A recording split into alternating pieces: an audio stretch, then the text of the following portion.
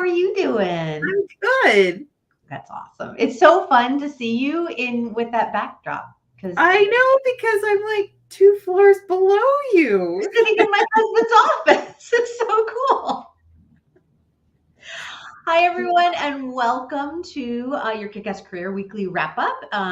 For this week, we are joining you from my house in Montreal, which is just lovely because we've been spending the week together and playing and working and just enjoying being physically in the same place together.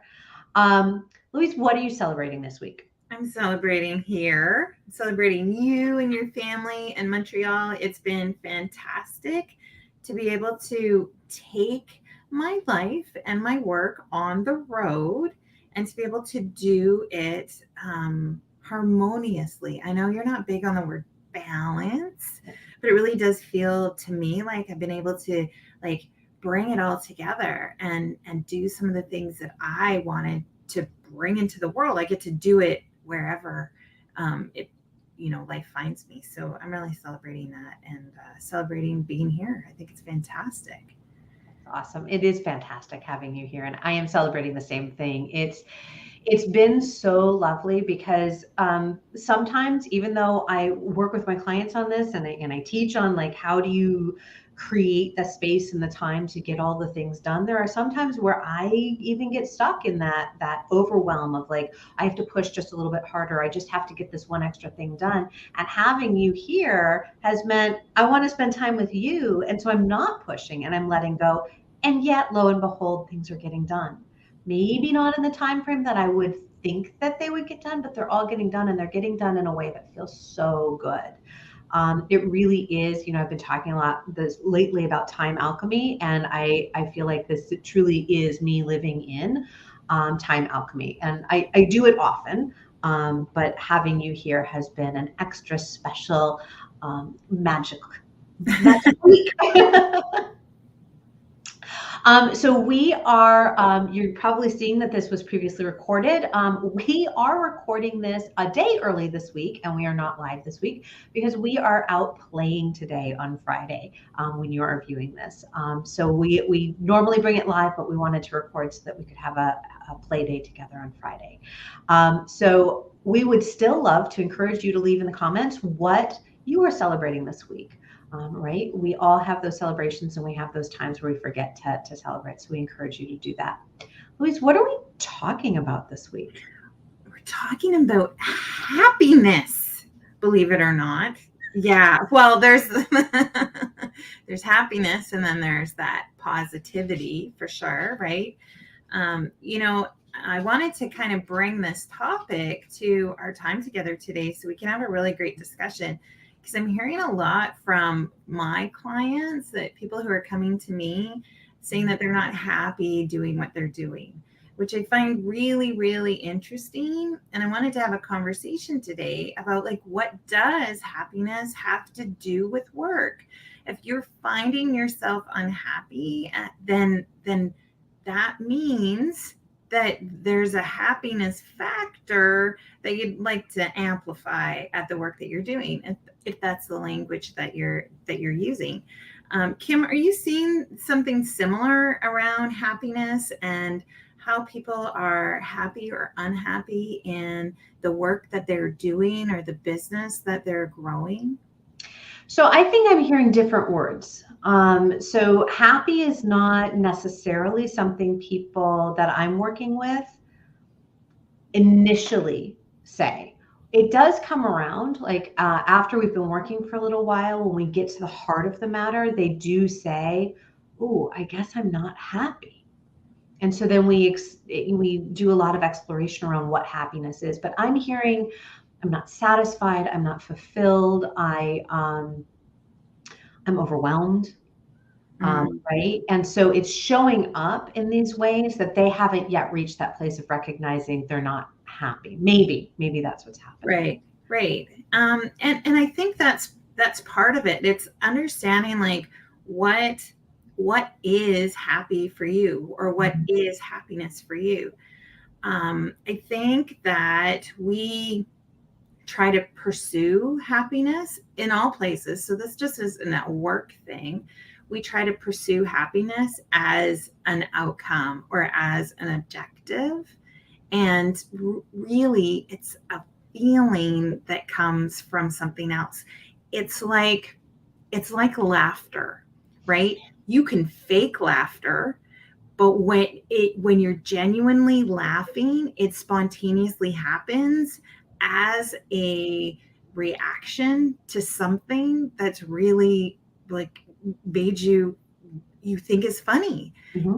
And as I think the harder we grab onto, or the harder we try to pursue happiness, the more elusive it gets.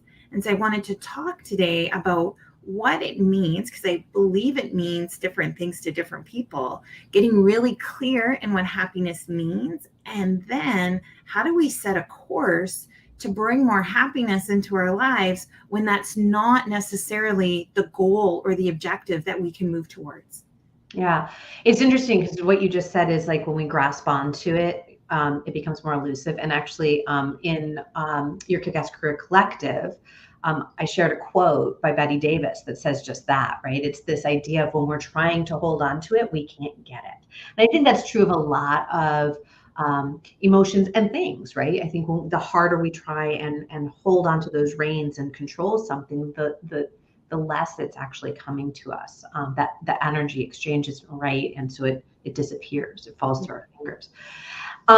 When we talked about, we put this up on the board and we said, yeah, let's have this be the conversation. It was really interesting, my response to it. I'm like, meh, okay, I can have that conversation, because for me, talking about being happy is not what drives me. I consider myself to be a fairly happy person.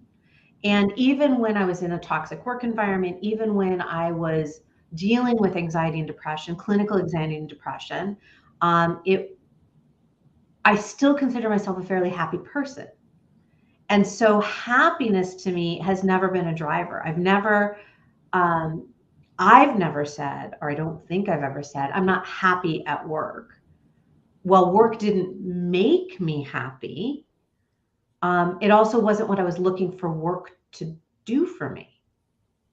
So it was really interesting, kind of as I was thinking about what I wanted to explore around this. And for me, it was a lot of curiosity. It was like, oh, are people really looking to work for happiness? And what does that even look like? So I have more questions than anything right now, because I just don't know. Well, yeah. And I think that others don't know either. We're using those words to say, I'm not happy with my work situation. I'm not happy with my leader, with my boss, with my organization. I'm not happy with the way my business is going. And I'm not happy with the world right now, right? I'm not happy. And that is, I think, part of this elusiveness as to why people get stuck, is because they don't know what that means to them. And we use this language without really understanding about what it is that work is going to bring you, right? We get to define that. And that's a thing that I believe with my whole heart, that we give away so easily, is our career development. We or our business, like we give that away. Give away our development. We give our development to someone else to figure out. When we can bring that back to us, we can get behind the driver's seat and drive forward where it is that we want to go. That I believe it's like having the windows down in your car, and the happiness, like it comes in, like that feel, whatever that is for you. But I think it starts with getting really, really clear on what work means to you. What define it first. You and I have had this conversation a million times, like define work, first of all, and define like, where is it in your whole great big life? It's a portion of it. It can be as big or as small as you want it to be. You get to define what that is. You get to define where it goes. And with all the things that are going on in the world right now, as we come into this, I'm going to use it like, right, like from before times, because that's really what it was. Like, we're trying to like recreate this before times, before the pandemic. What did work mean to me? What did, right now it's tempered by what's the new world of work, layered on top of a recession, layered on top of a very scarce mindset around all of that. Here we are trying to figure this all out, and to just stop for a moment to say, what does work mean to me, and what am I looking to get from work? And if it's happiness, let's like really define what that looks like, feels like, sounds like, tastes like define what that is, so that you get more clear on what that is. And because I found it really interesting, when we started talking about happiness, your clients are talking about what makes them unhappy. I'm overwhelmed, I'm not fulfilled, right? Like, that's the opposite. How do we get more clear on, like, that's a moving away from? How do we move towards something that starts to feel right? I don't know, what's the opposite of not overwhelmed? Well, I mean, it's right. Sometimes it's calm, sometimes it's clarity, sometimes it's Right. right. We define that differently. Yeah. So I would be curious, how do you know you're happy? That's a great question. How do you know you're happy? Louise, how do you know you're happy? Like, seriously, how do you know? I know we all define it for ourselves, but if we want to help people, right, find happiness, we first have to help them define it. So if Well, we're thinking about like a feelings wheel or something like that, if we're right, like what's the opposite of what's near it, what touches it? Yes, we all define it for ourselves, but there's some guidance around what is happy. sure. Well, yes.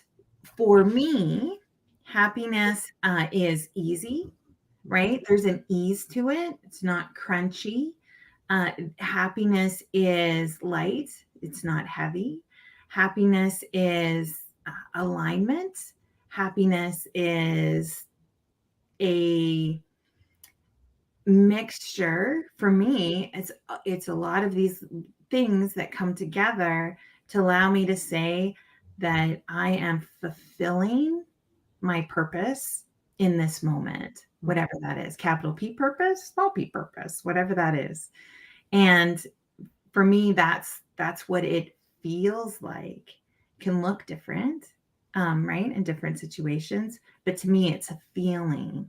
And so, understanding that feeling, I then get to find these tactical ways, or these places, or what are the actions that I'm going to try to see if it's going to bring me closer to that feeling, or am I going to, right? And so this is how I practice happiness, is to actually be going out and doing those things. A big piece of happiness for me is optimism, right? It feels very similar to me. And so when I can practice optimism, when I can start to see solutions to problems, when I can start to see the end of the road, right? When I can start to see that, start to feel really like happiness. And so I want to put that not just out into the world, but I want to bring that in. And so these are the things, like when I start to define happiness, because I believe like we can't grab onto it. We have to find these parts in our work life. We're talking about work here, right? And to find these things that I know are going to contribute to a healthy overall well-being, because that feels like happiness to me. How about you, Kim? Well, it's interesting because as you were talking, I was thinking that's great. And if I am showing up in the world saying, I don't feel happy in my job, I'm not happy with my leader, I'm not happy, like, right? If we're meeting our clients where they are, I want to know what it is they are feeling. If I'm not feeling happy, I am feeling what? Right? Because they may not even know what happy feels like, because you just defined what that felt like to you. And maybe they don't know what optimism feels like. Maybe they don't know what all of those things, that, that little p, big P purpose, like that may be something that they haven't even gotten to yet. And so for me, while I was listening to you, I was like, yeah, I guess for me, happy doesn't carry that much weight. It's really interesting. It's not a word that carries a lot of weight for me. It is a word that, yes, I would consider myself a happy person. Why am I a happy person? Because I feel joy, because I feel content, because I feel silly, because I like those, like, to me, when I think of happy, I do go to the place of Disney, the happiest place on earth. Why is it happy? It's happy because you're playful. It's happy because, right? It's like there's a bounce, there's a buoyancy to it. And so those are the feelings that I get when I think of, am I happy? And yes, that's who I think I generally am as a human being. For me, if I'm thinking, am I happy at work? Am I happy with where my business is? Am I happy with my leader? Am I happy with, these things? That, to me, it's not weighty enough of a word to make a difference in work. And so if somebody is showing up and telling me they're not happy, I want to go underneath that a little further. For sure. Right? Yeah. That's where, when I hear, Yeah. I'm not satisfied, I'm right. And I know we've had this conversation about satisfaction. To me, satisfaction feels like when you completed a really delicious meal or had a wonderful bite, had great sex, like it's satisfying. Like you feel full, you feel whole. To me, that's what satisfaction means. I know on your scale, it's like satisfaction is, well, it's satisfying. It's like a 3 out of 5, right? A 5 out of 10. It's like, yeah, are you satisfied? Yeah. Whereas, right? So it means something very different for Mhm. me. So for me, happy is that I'm happy. Like, yeah, I'm happy. That doesn't really mean a lot to me.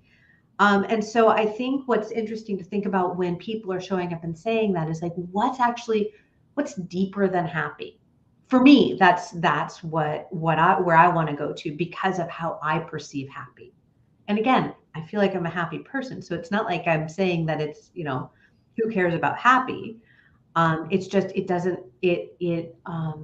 carry that same weight. And I feel like then we haven't gotten, and I realized at the beginning, I said they're showing up saying they're dissatisfied, they're not fulfilled. And then we get to, well, I just really want to be happy in my life. So it's like, it's so interesting, because how do you go back and forth between the two? Like, are dissatisfaction and unfulfillment, are those the deeper emotions, or is it happy? Like, I don't know. Which one's the foundational one? I don't Yeah. know.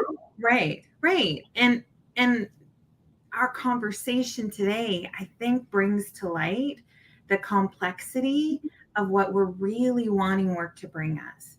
We enter the workforce oftentimes believing that if we attain a certain level of professionalism, a certain level up the corporate ladder, a certain salary, a certain amount of respect, that is our goal. And often I hear the goal is to be happy. That there's happiness at the top of the ladder, there's happiness at the end of the path, there's happiness at retirement, there's happiness as a goal. And I believe that as we grow older and we go up the ladder, down the path, you pick the analogy, whatever fits for you, we start to realize that's no longer the goal. It's not the destination, it's the wind coming in the windows that make the journey more enjoyable. Yeah, so hearing that makes sense as to why it maybe doesn't carry that weight for me, because because it's like, but it is already a part of me. So my goal isn't to be happy, right? I have a different goal. And I would say, right, my focus is more on joy. My focus is more on fulfillment. Like I want to create something fulfilling and meaningful versus happy, because I already feel that, and I'm not looking to something external for myself to feel happiness. And so that's, you keep talking about where does work fit for us, right? And how does work potentially bring happiness? How do we feel happy at work? And I think it goes back to a lot of the conversation that I see out in the world, which is there's this debate on do you go after work because you have a passion, or is work? Like there's these two separate camps. And I think we each get to decide what work means to us. Do we want work to bring us happiness? Do we want work to light our passion? Do we want work to be fulfilled, to fulfill us in some way? Do we want our work to be meaningful, or do we want work just to be work? I mean, I have a client who is really struggling with this. He's like, I know that I am supposed to get somewhere, and yet I really just want to do the work. I know for me to move forward, I'm supposed to take on these additional responsibilities. I just want to do the work because I have a whole other part of my life that is actually where I get my happiness, my fulfillment, my satisfaction, my joy. I enjoy my work, but I just want to do it. Right. And so this question just came up as you were talking, is because we spend so much time at the work that we do, right? We spend over 90,000 hours in our lifetime. I get exhausted every time you say that. In the work that we do. How can work not contribute to our overall happiness? Like if we're just like, if we're spending so much time there, are we just leaving a small portion of our lives to fulfill that? If we're not finding some kind of joy or some kind of pleasant, I'm not going to call it happy, some kind of pleasant feeling, right? Insert word here. If we're not feeling some kind of pleasant feeling from the work that we do, are we shortchanging ourselves and putting too much pressure on the rest of our lives to fill that in? That's a really interesting question. And I kind of feel like with everything, it's so individual, right? Because I feel like if there is, for me, I don't look to work to fill an emotion, a feeling, right? I never have.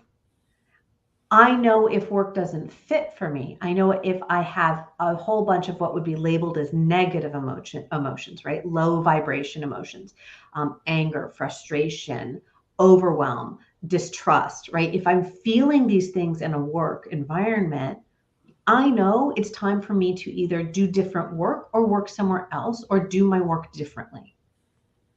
But I'm not looking to a workplace to fill my life.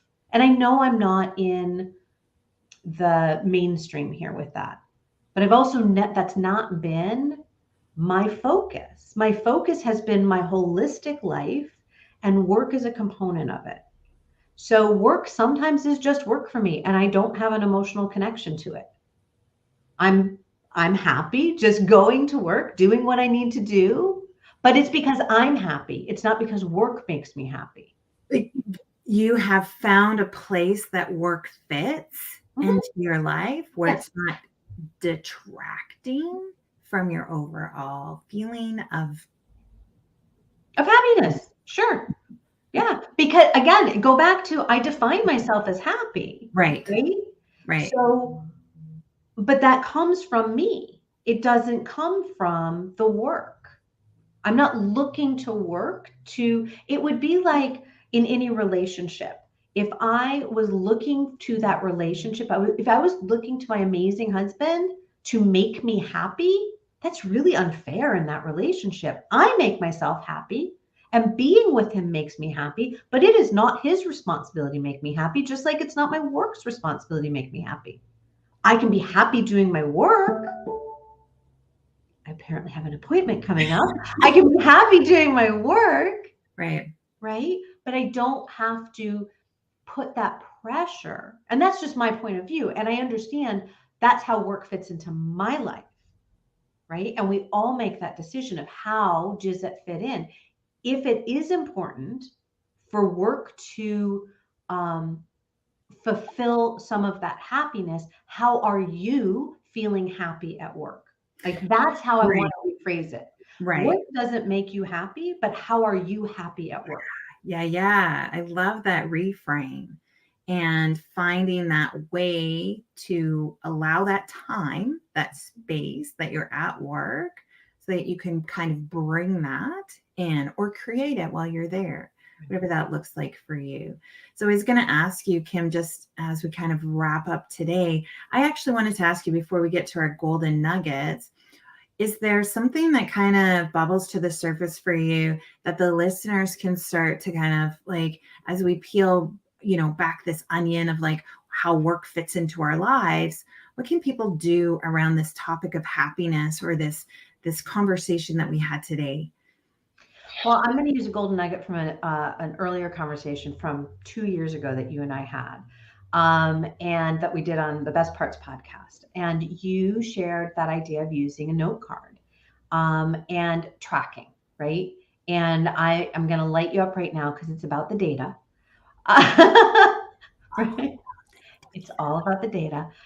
Is getting the data, understanding. So if you're not feeling happy at work, right? If you are like, man, I'm just not happy at work. Wow, I am just not happy in my business. I am just not if you're feeling that, if that is a overwhelming feeling that you're having on a fairly regular basis, track it.